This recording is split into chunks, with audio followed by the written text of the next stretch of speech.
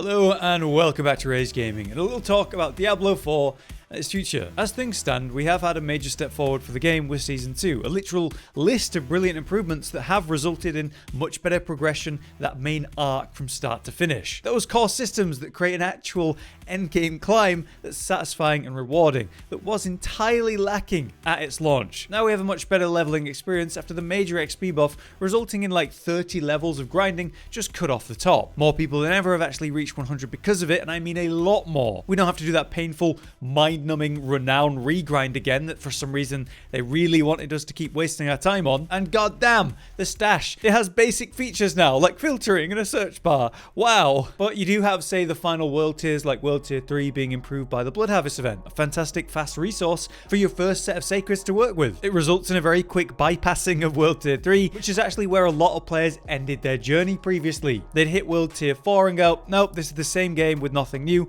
but worse. Now they've improved World Tier 4 again, thanks to the Blood Harvest with the starting gear for Ancestrals, but also those target bosses, which have set levels that progress with you as you go. Vashan, Grigore, Lord Zir, the Beast in the Ice, and then eventually Duriel at the end. Each boss is set to a suitable level, providing a big eye level increase as you fight them on the way. And they gave us a way to specifically target certain bosses because they drop specific uniques, which you might need to get your build in a good state or even working. The fact that we didn't have a way to get them and it was true RNG before, maddening. Overall, the Nightmare Dungeons are feeling better because they're worth doing in a variety instead of doing like Sarat's Lair 500 times like in Season 1. It gives us a variety of things to be doing as we're gearing up early, which is certainly a nice thing. Uber Lilith might not be the challenge she once was, now nerfed, but is now a really fun test dummy for maximizing your meta builds in single target. More people than ever actually fought her for the first time and enjoy the fight for what it was. One of the few good boss fights in the game. Also, Uber Uniques are technically farmable now, though there wasn't a reason to actually do that beyond your own desire. And since the odds are tiny and the experience is miserable, it's fine. You can go farm Duriel over and over if you really want to. It's nice to at least have an option, but you don't have to do it. That was until the Abattoir event was announced late into the season, serving as a true pinnacle challenge for the maxed out endgame players. Unfortunately, that also meant there was a real reason to prep for that to farm Uber Uniques. And by God, did I waste a lot of my time doing that. The event was eventually launched in a very poor state, but was rebalanced in a reasonable time to be more approachable at its lower tiers, as it should have been. However, class balance is completely out the window, which was certainly exposed by the Abattoir event. But outside of the Abattoir, everyone was strong enough to take on all content without major disadvantage, which is the first time I can say that. It's just, yeah, Abattoir revealed how poorly balanced things were in like the most extreme levels. Lastly, I want to credit Season 2's unique mechanics like the Blood Harvest and the awesome vampiric powers. They've just had a good impact on the state of the game. The issue there is that in Season 3, they're going to be gone. So we're going to need some good replacements for what great improvements they offer to that gameplay loop. So in Season 2, I'd say it's been an overall great step forward for the game, but we can also absolutely argue that Diablo 4 should have launched how we see it now, with an actual path of progression to level 100 with a variety of ways to get there. At least we have it now, but from here they really need to build on it. I wanted this opening of the video to be mostly positive because the next chunk is going to feel a lot more negative. What does Diablo 4 need in Season 3, but also not just that, but long term? We're going to talk about some of the main requests from the community at this point as we go. And to be clear, some of these might be my ideas or suggestions or community based, but I don't think any of them are necessarily instant fixes or simple. They're just like an idea of a solution to problems I see. So we're going to start with an obvious one just to get it out of the way. Yes, very quick. The stash. Oh my God. It's really bad still. I wonder when I'm going to stop saying this. The stash is too small. This was the case in the betas. This was the case in pre-season, Season 1, Season 2. What should be a no-brainer, you know, an obvious thing to solve by just giving us more stash space,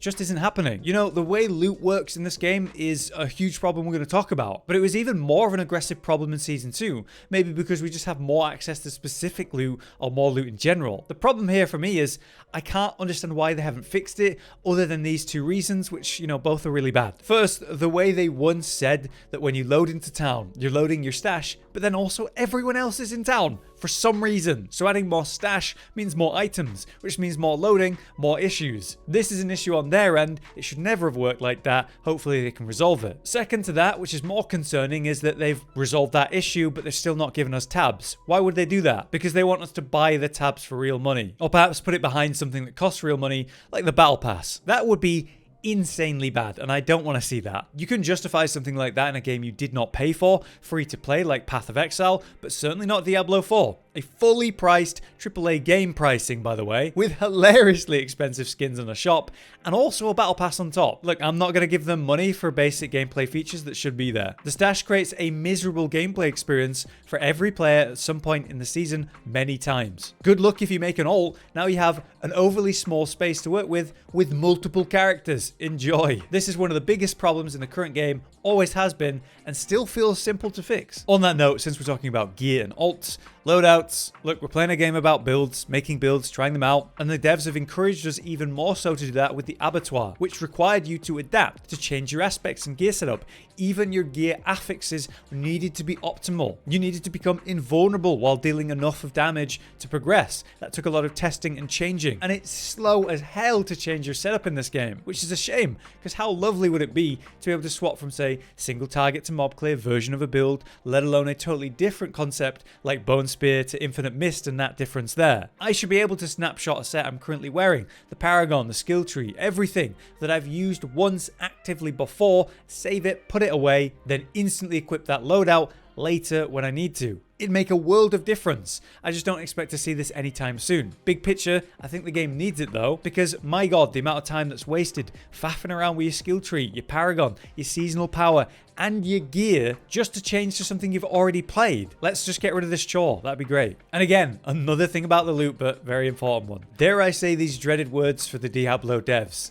Loot filter. We've asked for this since the initial version of the game, let alone launch, and the issue is big. It affects us all, constantly. The mass majority of stats and gear affixes you find are bloated, useless stuff. Even if it wasn't like a useless stat, it still could be useless to you because it's just not relevant to your build, or let alone it's more relevant to another class. Every time you do something for any amount of time, you fill up your inventory very quickly, and then you've got to manually look through each and every one of them to consider whether you should sell, dismantle if you don't want to keep it. Which, by the way, 99.9% of every item you ever see, you're going to get rid of. We should be able to set out filters for our loot, meaning let's say I'm looking for damage reduction, armor, max health, maybe I'm looking for it on a chest item. I can set a filter for those things, and so it should filter out everything else in terms of chest drops, because if it doesn't have at least one of those stats, I shouldn't even see it. And also, when I open my inventory to, check the filter, it should highlight the items that fit those categories that I've set. This also feels like a complicated request, but it's something that they should have really expected to need in an ARPG before Diablo was even announced. These games, this game in particular,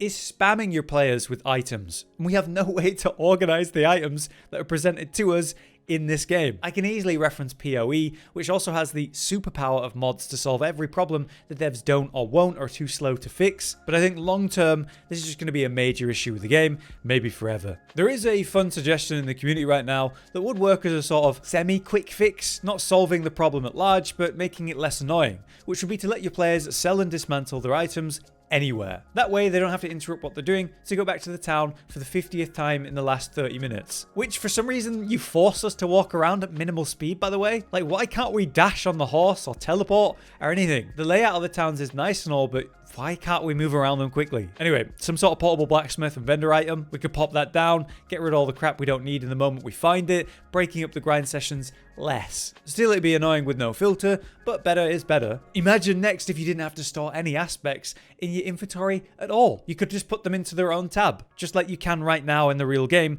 with, for some reason, this tiny tab. We have a literal codex where every aspect you've ever collected will be drawn into and spawned in from. Why are the aspects we're collecting not also being stored there? It would take up no room. That would help the stash problem immensely. And it's not like this is a new suggestion. It's been asked for many times. The idea that, okay, you got the codex version of an aspect. That's the weakest roll possible. But any you store will go into the codex and you'll be able to pick from the list you've collected on that aspect. Even being able to quickly check what rolls you have to see what the best one you have actually is. And it'd all be in one convenient place. The codex just feels like this wasted potential and especially potential solution to these problems. Finally, on the general gameplay stuff, on the subject of items you keep, we have Enchanting, Diablo 4's expensive reroll system that lets you take an almost perfect item and fix its awkward affix. Only it's just one, and you only get a couple options each roll. It would be really nice if we could see more options per roll, since there's still a massive bloat in the affix system. If you're not going to give us more options, maybe we could have like a real mercy system. Could be something like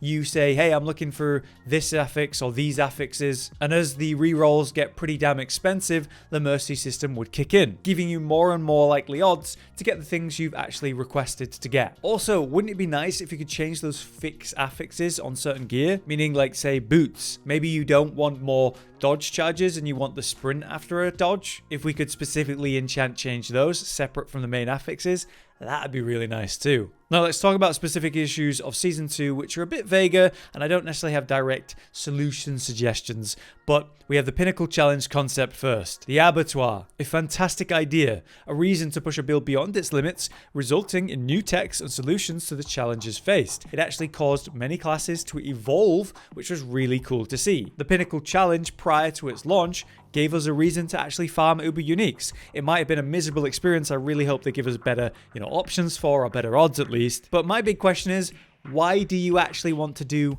the Abattoir? Why don't we have, say, Uber Uniques dropping at a higher rate chance in the Blood Forges? The hardest content in the game? Duriel's a literal pushover, right? Why is he the only way to really get them in a reasonable manner, instead of the insane challenge they introduced? Uber Uniques dropping in there would make it actually worth challenging yourself, because you might get a real boost to your power, which will help you push the next tiers. Not to mention, why isn't every item dropping in there max eye level? Duriel is doing that, but not the actual hard content. It just feels very backwards. Also, the Abattoir exposed that insane class imbalance of current Season 4. Barbarians might be the king of Abattoir, but it wasn't like Sorcerer was all that far behind for the rest of the game. Meanwhile, everyone else was ultra behind them. Certainly if Rogues didn't have that busted combo point limit breaker too, which is no doubt going to be gone in Season 3. It feels silly to say, but classes shouldn't have that much discrepancy in power. They probably know that, and it's probably really hard to achieve, but hey, I'd still love to see it. What is achievable though, is every class with its own builds actually working. The game launched with a bunch of build options for each class,